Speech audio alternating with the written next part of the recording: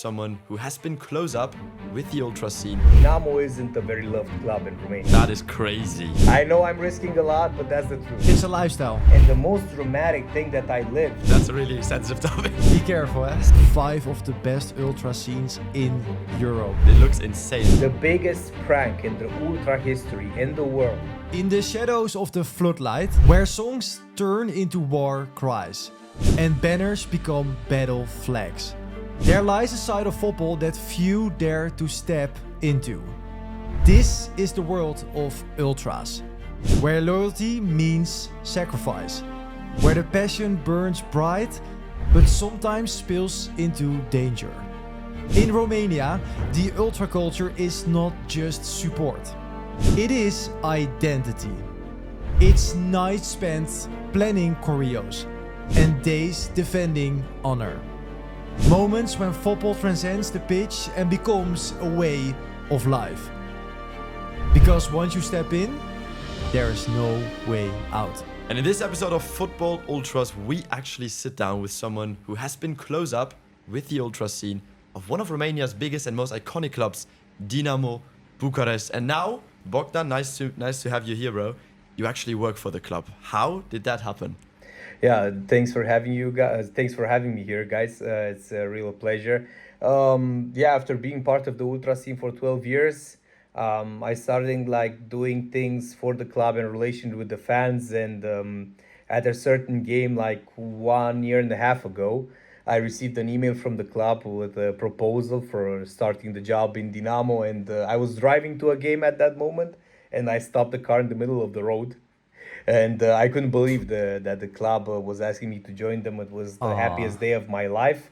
And even even if we're recording this happened let's say 2 or 3 days after I had my wedding. So I'm fully responsible when I'm saying that that was the most happiest day of my life when I received this offer. Oh wow. I know I'm risking a lot, but that's the truth. So you hope your wife doesn't listen to this? I'm not going to show it to her, yeah.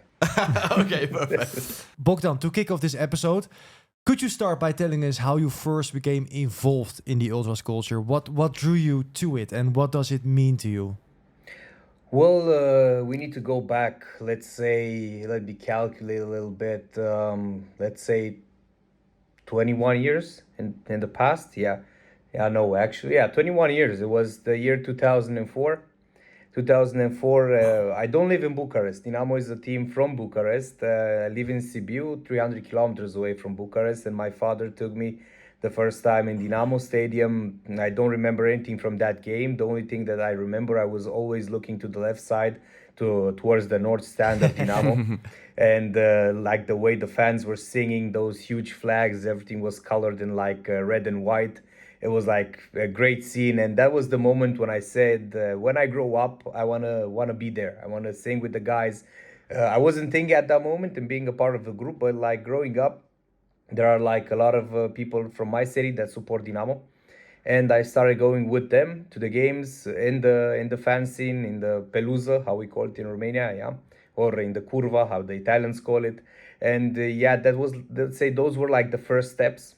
The first steps in the ultra scene of Dinamo. But once I moved to Bucharest to start studying here, through some friends, I got connections to some guys that had an ultra group in the north stand of Dinamo, and those were the first steps that I made in a ultras group in Bucharest from Dinamo.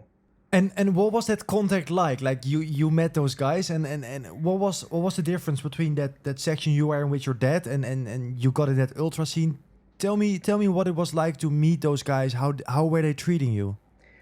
Well, let's say, I don't know if skeptical is the right word, but this guy that talked, let's say, with the group leader, they knew each other very good, and they were part of the ultra scene for a long time in Dinamo. So basically, let's say the capo, the leader of this group, he trusted this common friend when he said, okay, I'm gonna bring in a guy that he has a background, he follows Dinamo, he goes to games, away and home games. Basically, until up to that moment, every game was an away game for me.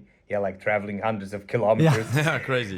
So basically, let's say the capo, he welcomed me very nicely. He introduced himself. Okay, tell me a few things about you and so on, because he trusted this guy.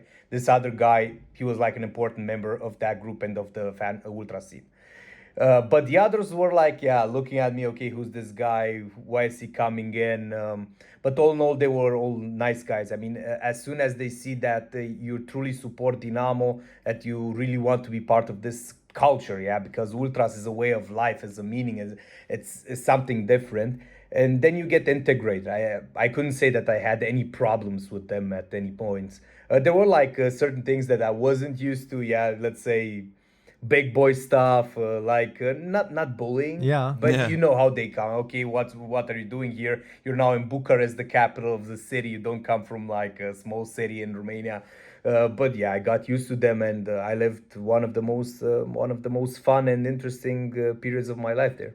That is amazing, man. Really interesting. So you said you went to games home and away before as well as a regular fan, right? Exactly. Well, how did your match day experience change from being a regular fan before to then being with the ultras?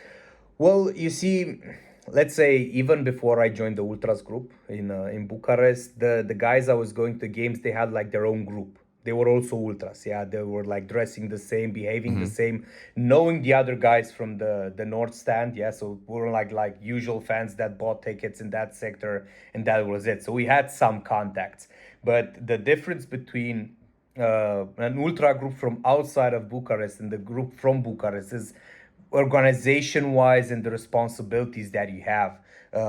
Basically, let's say, okay, we're like leaving from Sibiu. We didn't care. We got to the match. We had the tickets, greeting the people, went to the stadium, doing our thing, singing and so on, and then leaving back home. But now here it was different. Yeah, you need to organize yourself. You have like a schedule that I don't need to go into very deeply. Yeah. Of course. Yeah, No. and there are like different things that you have to prepare for different games. I mean, derbies and so on, but I'm sure we're gonna go in depth of those in the future. Yeah, for sure. Were you scared at first?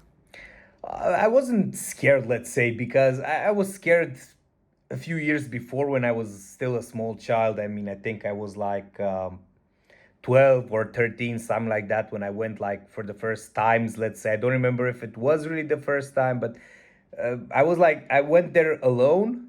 So 12, 13 years alone in the North Stand. And it was the first time when I got contact with like very big guys, very big tattoos, everything, like, let's say, somewhat scary guys, And I was like a little bit shocked because in my city is more, let's say, cultural oriented, things like that. People are like, not nice. I mean, everyone is nice, but going there, you had like a different world. And I was like, oh, okay, what am I doing here? I'm afraid these guys shouldn't beat me up, because they were like looking at everybody that was coming in. They were like scanning everybody so that they may be careful with the guys that come there inside. But being very small, I mean, very young, they didn't like come to me and say, oh, what are you doing here? Where are you from? One final thing about entering that ultra scene and culture. What did you have to do to enter? Like, did you have to do something that built their trust? Did you have to, for example, bring in a pyrotechnica, or did you had to help paint banners? What did you have to do to be trusted by their group? So basically, okay, I entered the group. Yeah, and that was the moment when they started like to scan me in depth to see how I can help the group with, because if we're talking about pyros, choreos, banners, things like that. So there are like a group has a lot of people, and one guy cannot do them all, So you have like certain guys that come with the ideas for the choreos. There are guys that are painting them, because not everyone can paint a banner. You need to have like a different style, and everything is made by painting. You don't print anything. You have different guys that bring in the pyro into the stadium. So you cannot put somebody that's not built up for this kind of things to bring like pyro in the stadium, because if you're afraid, if you're like that, then you're gonna get caught. I mean, you behave like very naturally as if I'm a normal guy just coming in, and that's it. So I was pretty active in the group. I mean, I wanted to be part of this life and not only just attend the games with the guys, to just to be a part of a group, because I already had friends with which to drink a beer or watch the game together. Wasn't about that. I wanted to make the step forward, and yeah, I participated at every actions that the team has done. I It's a lifestyle. Yeah, it's lifestyle. To say it in front, yeah, I wasn't a guy that could bring Pyro into the stadium because I wasn't so sure about myself. I wasn't secure about those things, and they said, "Yeah, okay, then don't trouble with that. You're just gonna have other responsibilities." And I spent like weeks long in which I was participating and helping at painting different choreos. That is so interesting, man.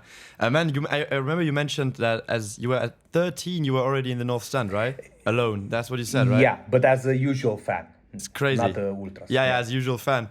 And you said like there, of course, you have we have a lot of respect of like big guys that are experienced. I think many adults are still like scared of ultras when they hear about it. So we would like to know, maybe you can solve some misconceptions here, because I think many people think ultras and hooligans are the same thing. Can you maybe explain like the difference from your view?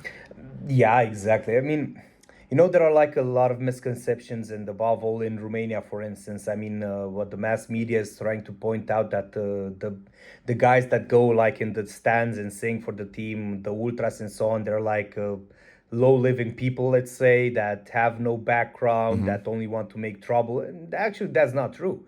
Because I was a little bit shocked, or no, I was impressed, let's say, because that's the positive word. I was also impressed because in the group that I was part of, there were like people that had like, that finished 2 universities. There were people that are like doctors. So basically people that have families, they were like, let's say, those classical hooligans or gangsters that are only looking for trouble. It doesn't work like that.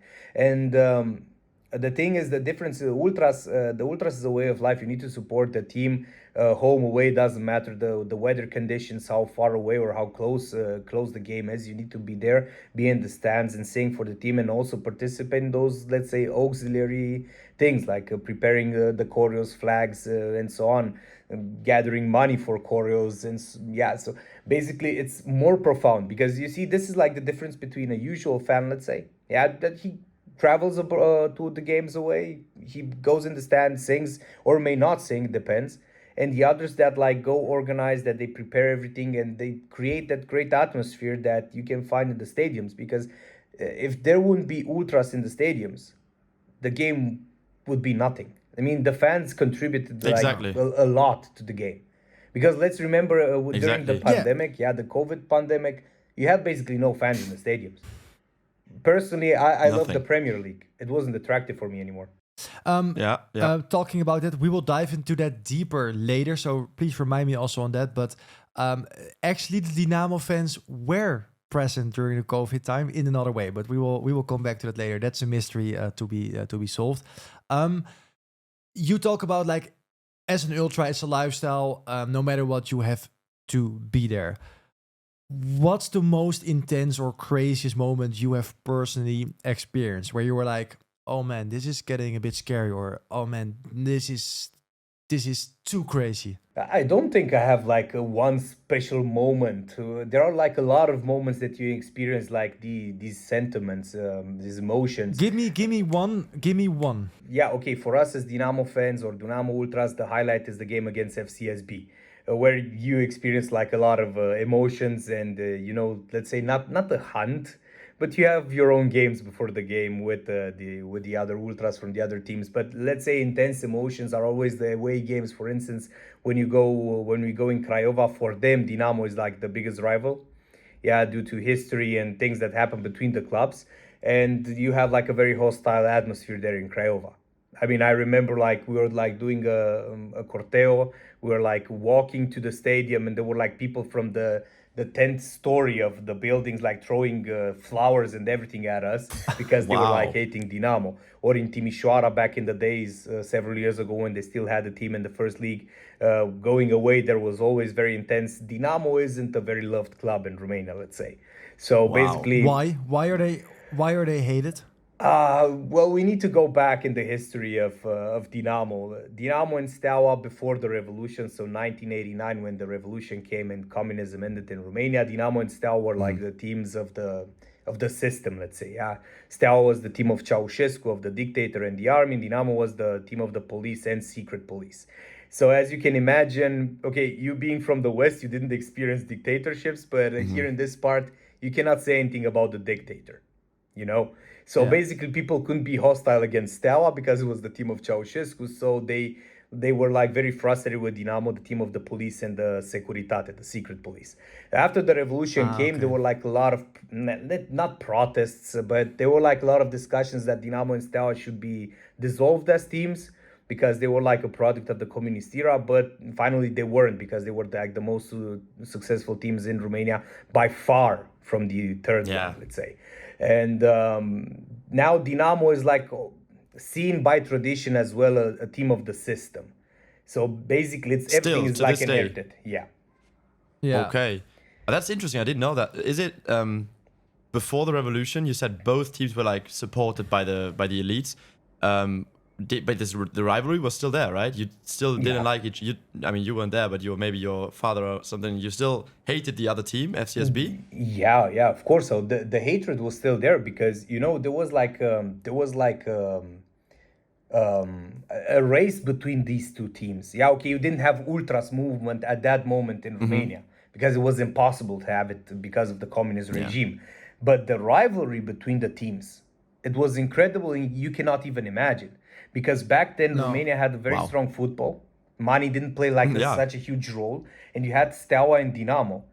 For instance, Dinamo was the first Romanian team to play like a Champions League semi-final in 84 against Liverpool. They won it in 86. Steaua won it. Steaua won it. Dinamo Steaua, not Dinamo. Steaua against Barça. Yeah, against Barcelona in Sevilla. Be careful. Sorry, I thought you said Steaua. I'm sorry, that's a really sensitive topic.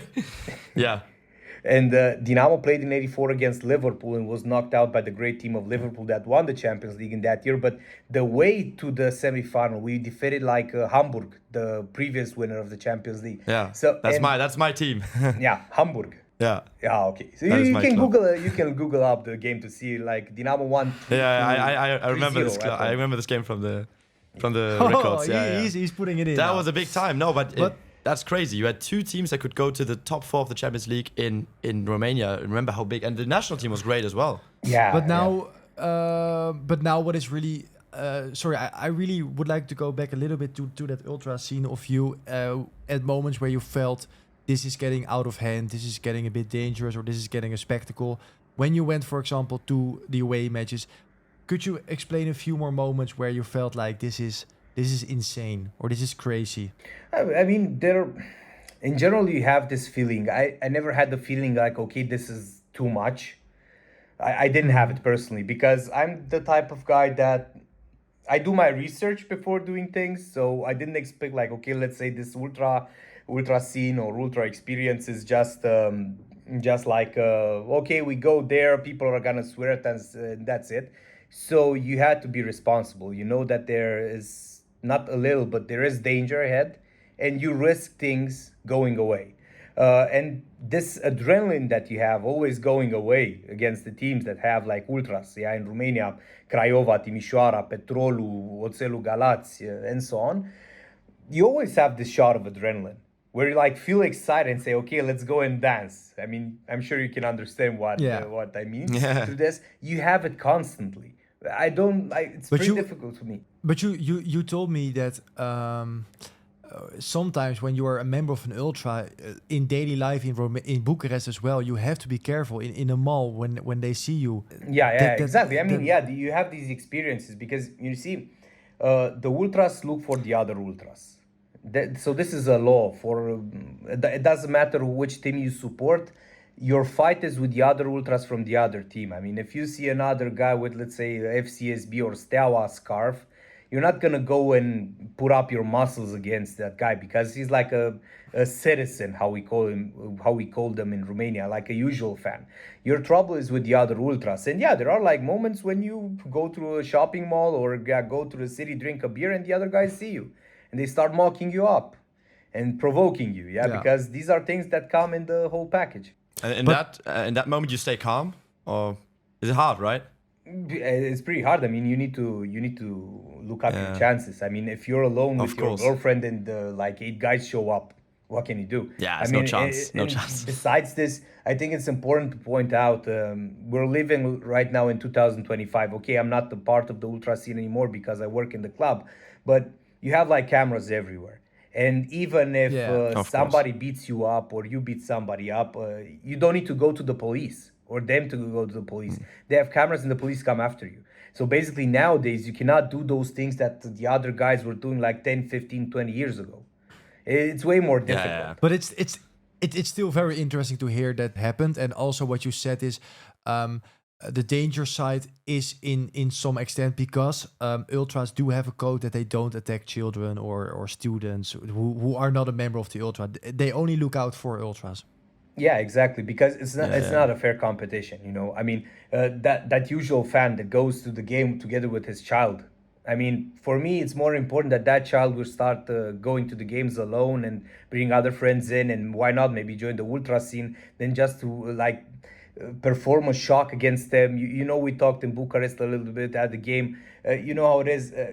You won't prove anything if you beat up usual fans. You as an ultras. Yeah. Yeah. It just You yeah. don't prove anything. You need to go and prove it against the other ultras of the other team, to take a banner of theirs, to dissolve a group of theirs. Those are the actions that you need to do as an ultras to prove yourself.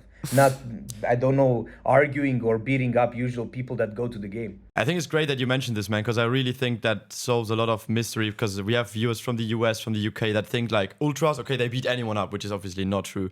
So there is really a moral compass here, and there are so many more things you guys do, like because I think you have or not you anymore, but ultras in general have a really bad reputation for strange reasons. So it's good that we clear this.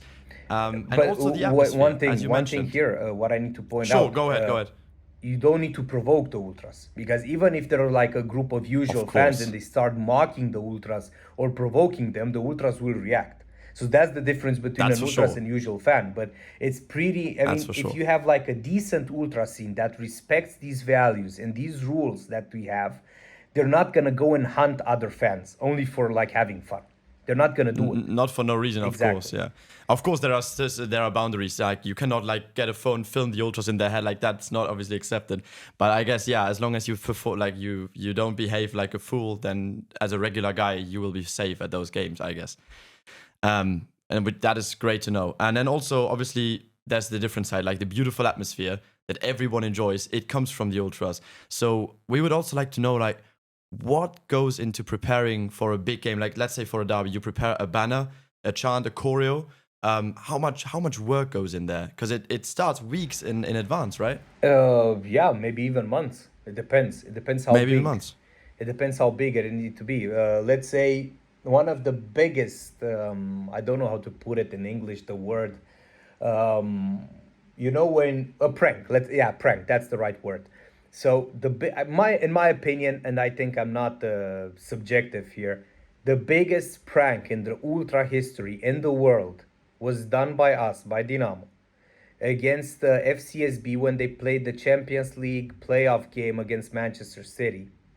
In the 16th of August 2016, they were playing at home against Manchester City, and we displayed the choreo on the whole stand in red and white, and it was written doar Dinamo Bucharest, only Dinamo Bucharest. So it was way. That is written all crazy. over the world. So if you type in Google FCSB against We will show it. Manchester We will City, show it here, the pic, yeah. you're gonna see it because it was posted everywhere in Great Britain, in the US, everywhere in Europe. That kind of thing you need to put in preparation with months in advance. And we're gonna a movie will appear in Romania. I think it will be displayed on Netflix. I'm gonna send it to you guys as well. That tells the Yeah. story of this choreo, because preparing this choreo, imagine the guys, they went and talked to the owner of FCSB, That's insane. and actually he paid for it. And That is crazy. I've just got the pic pulled up, just Googled it. It looks insane. I didn't know this. Wow. and did you get a fine for that?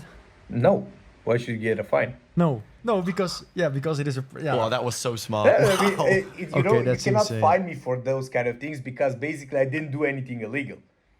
I went there, Yes. I didn't participate in it, but I know how it went.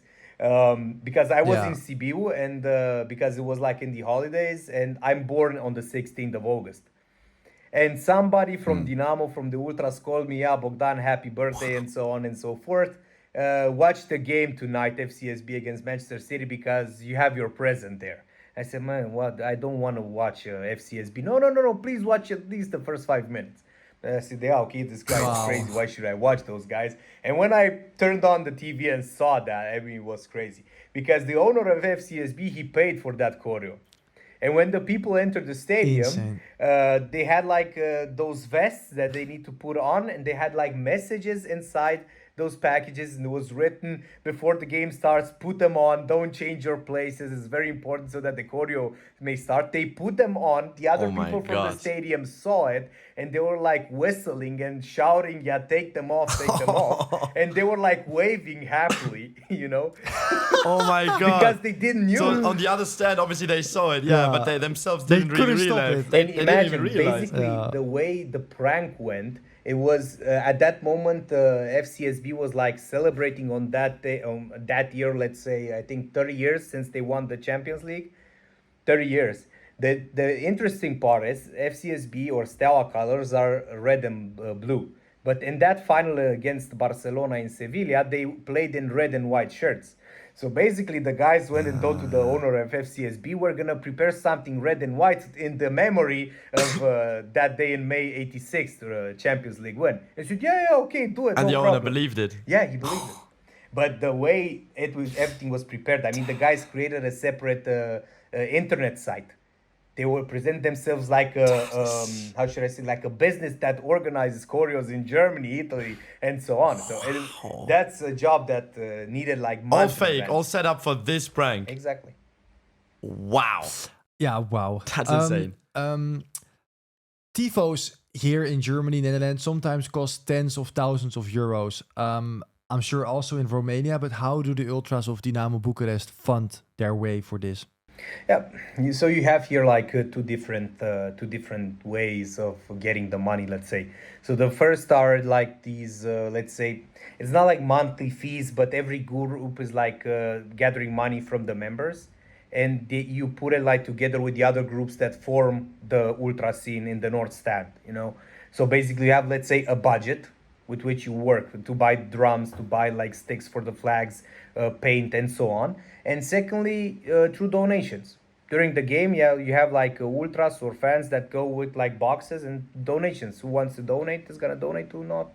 Yeah. But according to the budget that you have and the things that the money that you can still gather, you're gonna do like the dimension of the choreo of the Tifo. How much does the average choreo cost at Dinamo Bucharest?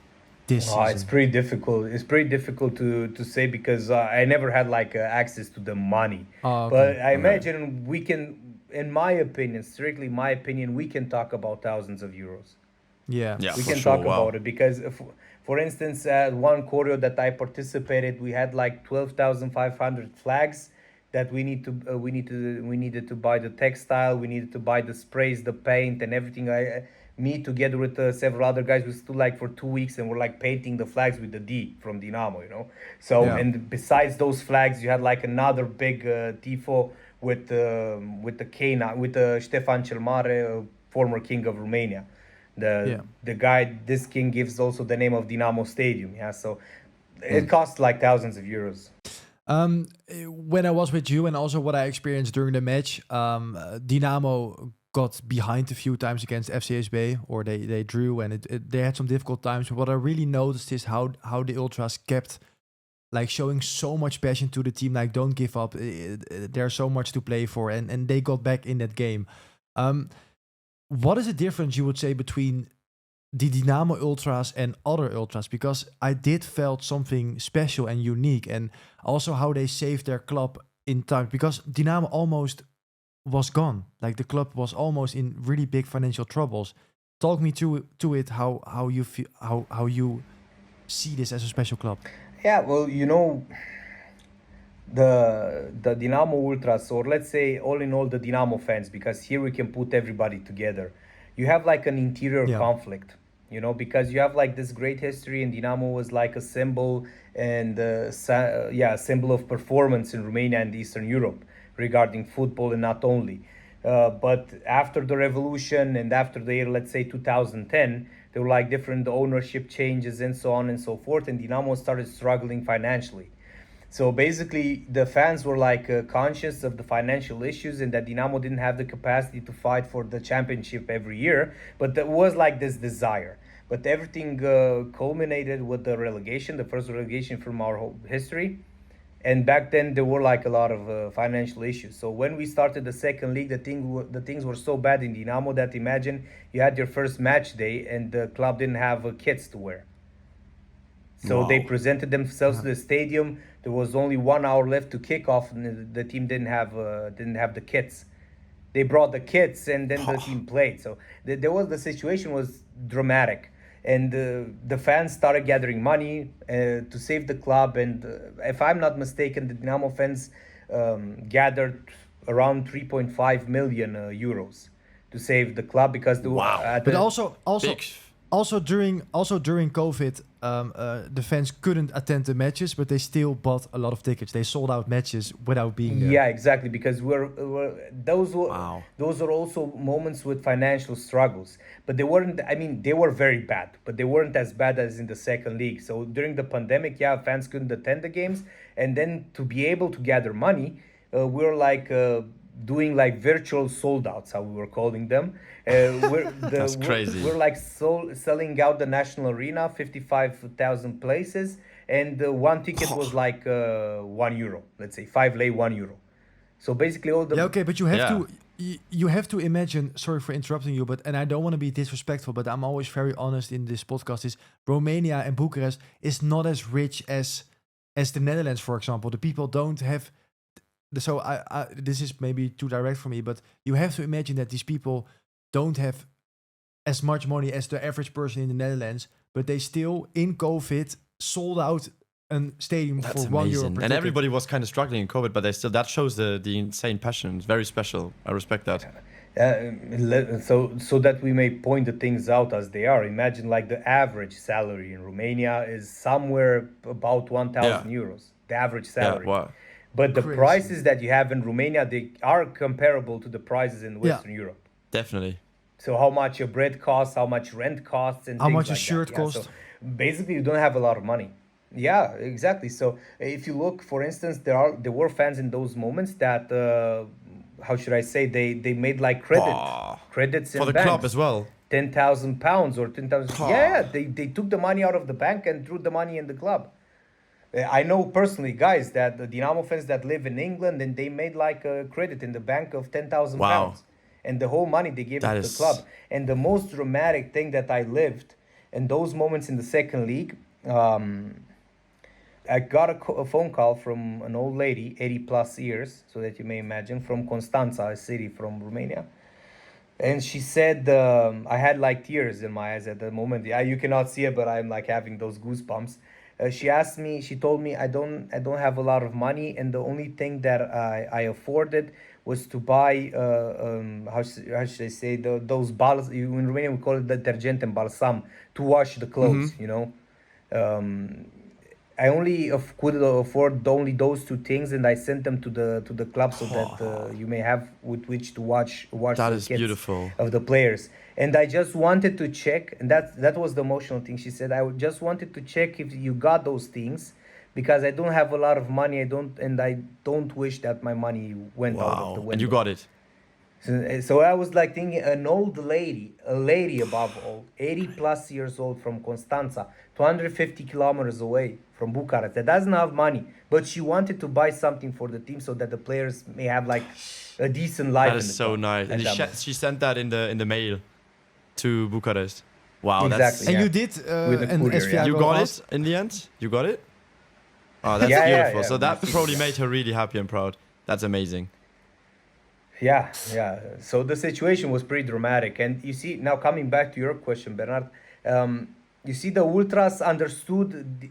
There was like a statistic made in Romania, and the conclusion was that the Dinamo fans are the most intelligent ones, based on how many of them have studies, Okay. university Okay. studies, master studies, and so on. Yeah.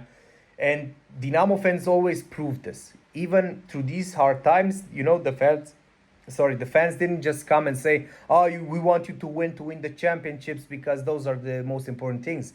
They understood that you didn't have the capacity, the financial capacity to make those performances, you know. So they understood. And imagine in the second league, the first game, like there were like 5,000 Dinamo fans away. Okay, close to Bucharest, but 5,000 fans away, and they were like singing out of their guts, and they were like supporting the team. Because at that moment, honestly, to be completely honest with you guys, the question was, are we gonna have another game? Yeah. with Dinamo?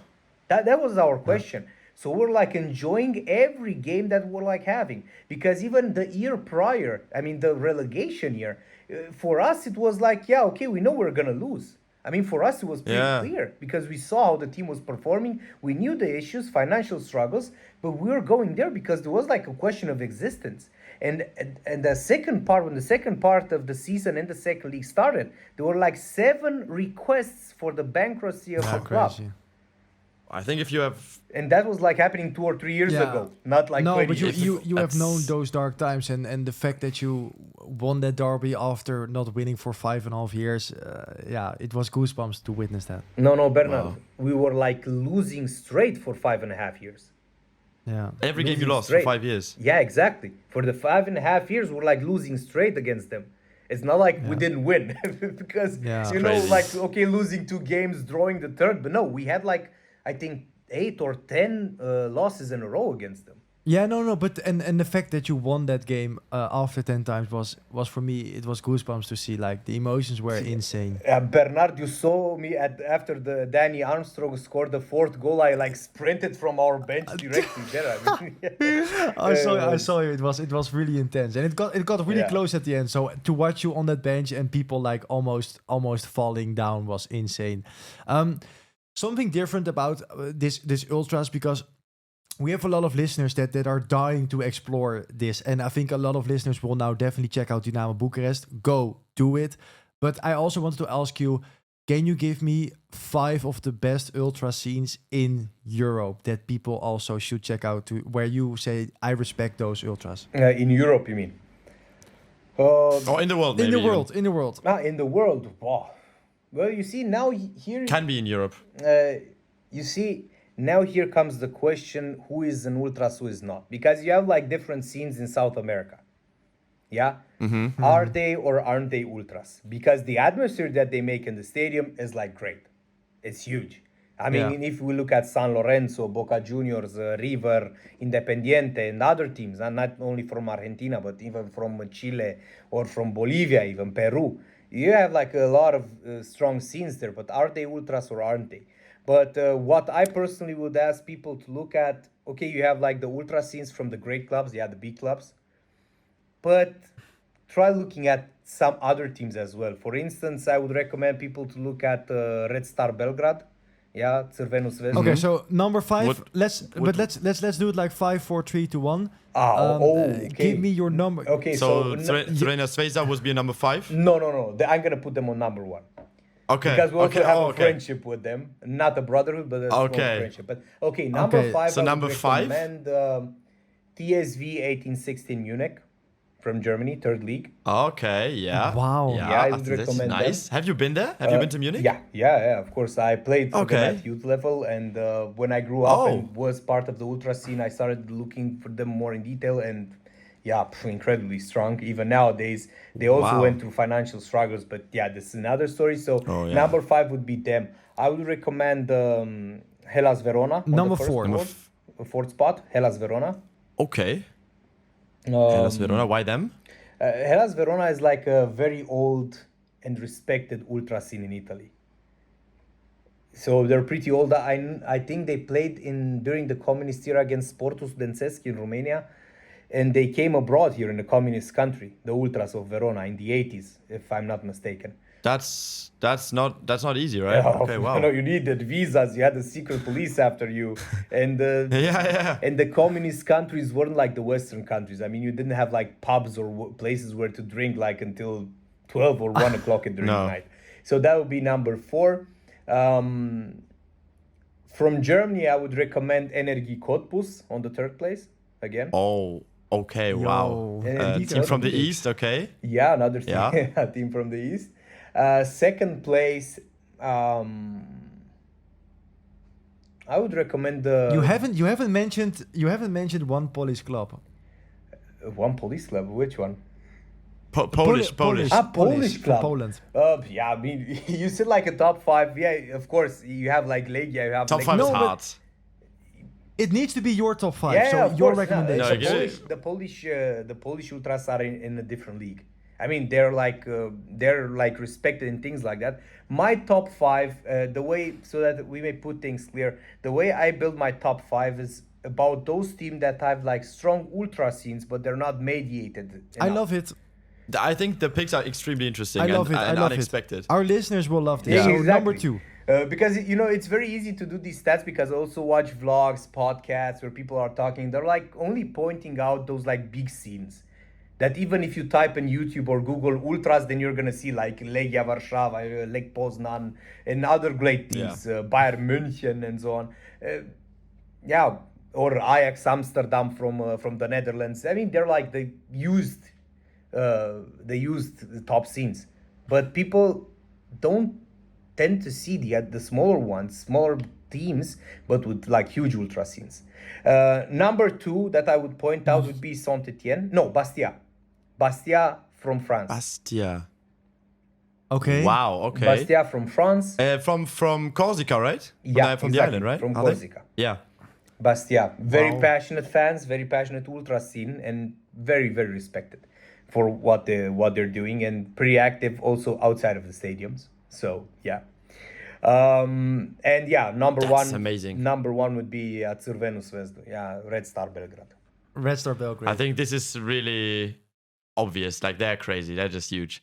But that is an amazing I think I've never seen such an interesting top 5. Like, none of these. Okay, Zvezda, Red Star Belgrade was maybe expected, but the rest of the 4 not expected. And I think it's so season interesting. 2. Yeah. It's season 2. We are leveling up our guests, guys. Yeah. So these scenes apparently definitely deserve way more attention. That's amazing. With ultras, there's also a bit of a danger side, whether you like it or not. I am curious to hear from you, like, how real is the danger in that ultra culture? From police, rivals, inside the own curva, where sometimes a grasp for more power is, for example, or people backstabbing each other. Yeah, well, talking about the ultra scene in Romania, you don't have, let's say, accounts of ultras using like fire weapons. Yeah, I mean, there were from what I've heard, I didn't experience them, but from what I've heard, there were like 1 or 2 moments, isolated moments where other ultras pointed out like pistols, But otherwise, usually the ultras in Romania, they fight with their fists and maybe use their belts, But yeah, there are some accounts where other ultra groups, they use like small pocket knives.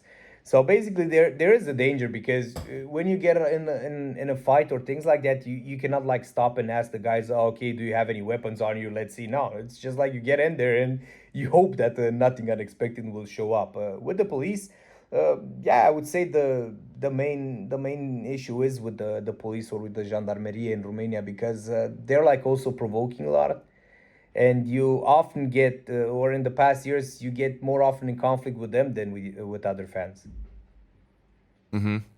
So you have okay. these dangers. You have these dangers. Sometimes you provoke them, but and a lot of times you are the one that's being provoked.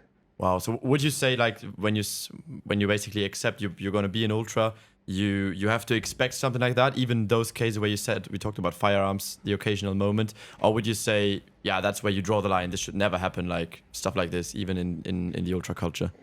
Yeah, I mean, the way I see things and the way I learned these things in the ultra scene of Dinamo, nobody encourages weapons. It doesn't matter which type of weapons, not only firearms, but not even knives or nothing. I mean, I think this is a good example even in our day-to-day life. I mean, if you're a man, you need to fight with your own strength, not use weapons to protect yourself. I mean, this is the most natural thing. If I bring a knife to a battle, that's not an even battle, Or you have a knife and I pull up a pistol. I mean, what's that? No, if we're guys, we settle our differences in a manly way, and that's it. And each one of us is going to go their way. And that's it. Somebody wins, somebody loses. That's how life goes. Because I cannot say that in my whole life I only won fights or battles.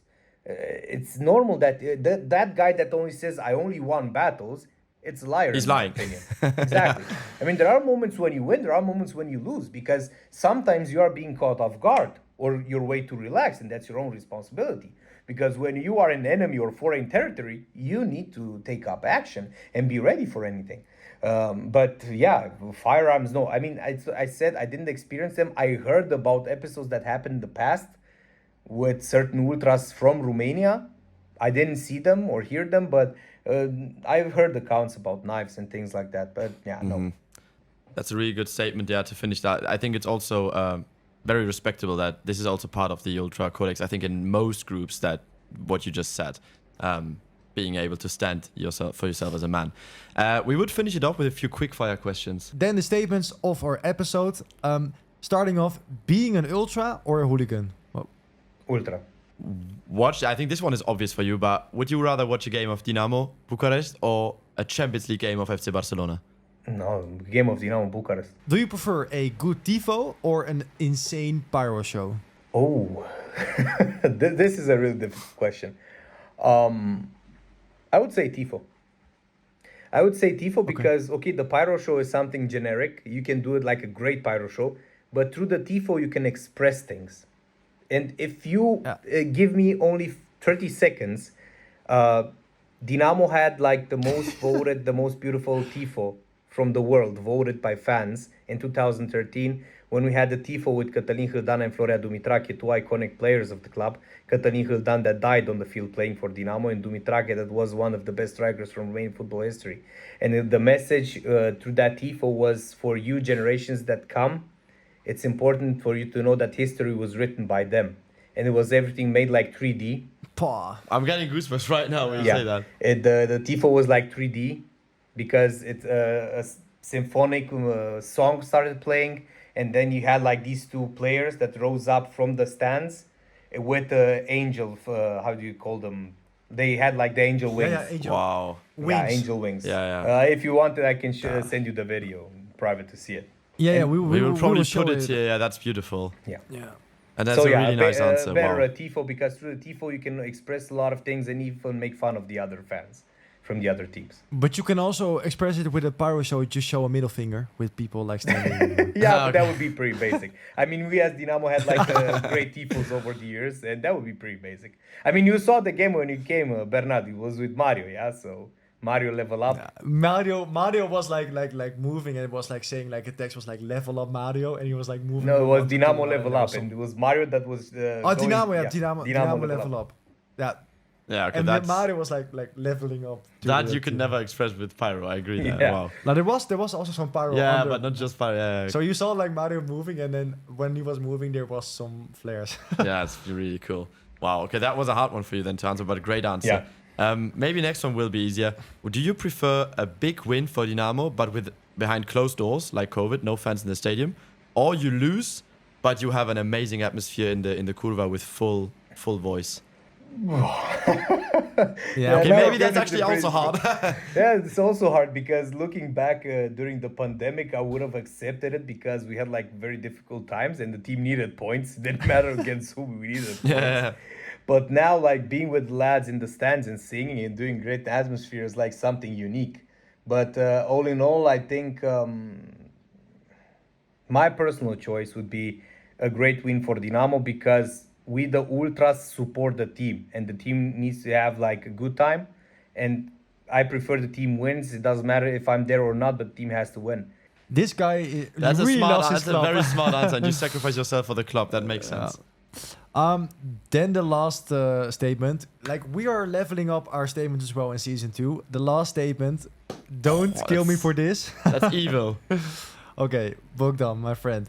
Watch a game of your fiercest rival FCSB for the full 90 minutes. You have to be in the stadium, or be with Dinamo in the second league forever. So the first thing is, bro, you have to be in the stadium, but no one will recognize you. You have to wear a cap, but you have to watch. You have to watch, and I'm putting you on a seat in the top corner, or Dinamo forever in the second league. Wow, bro, this guy is. Okay, Bernard. So I told you we are one of the most intelligent ultras from Romania, the most intelligent, of course. At a certain game against the FCSB, some fans of Dinamo were present in their curva, in their stands, What? and That's crazy. also pointed out a huge banner with a message that stated, we can run wherever we want, we can hide wherever we want, but we cannot run away of Dinamo fans. So basically, Dinamo fans stood in the curva of Steaua for 90 minutes, let's say. So, yeah, I would rather be there and make fun of them than Yeah. be forever in the second league. And the other side is when you are watching a game there, you will be the champion of Romania. With Steaua, with FCSB. No. So the reward is that if you watch a game there, Dinamo will be the champion of Romania again. Oh, yeah. Then you will definitely do that. Yeah, of course. No, Yeah. no. But I wanted to You point will this out survive. because it was very fun. Because when the fans they pointed out that banner in the ultra scene of Steaua, it was very funny because they Yeah, didn't and know. by the what way, was- yeah, you have you have to be there, right, when FCSB plays plays Dinamo. yeah, of course. Yeah. Have to be. So you everywhere. are in the lines then.